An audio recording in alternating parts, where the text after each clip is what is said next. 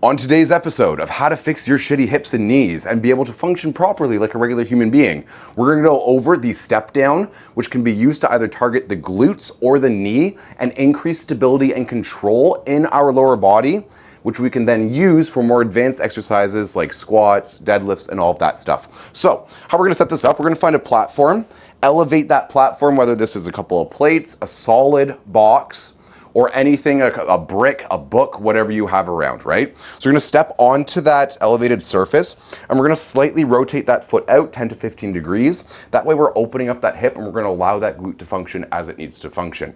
Now, I mentioned that there's two different ways we can do this. We can either do this to bias more of the quad or we can do this to bias more of the glutes.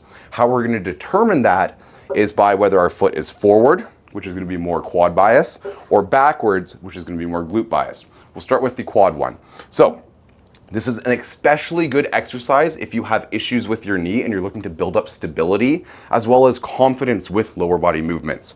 So what we're gonna do, standing on that plate, we're gonna kick out that leg, keep this relatively straight and locked out.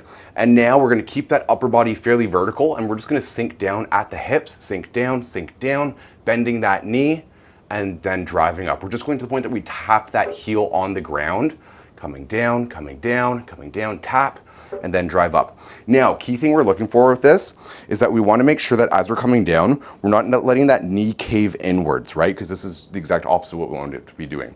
This is a very unstable, not dangerous, but an insecure position.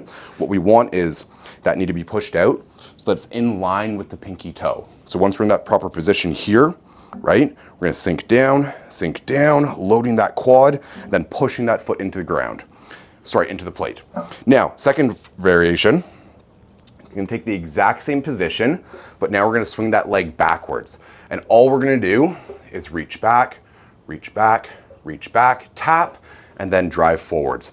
What we're trying to do here is close the angle between the thigh and the belly. So the cue I want you to use is belly to thigh, okay?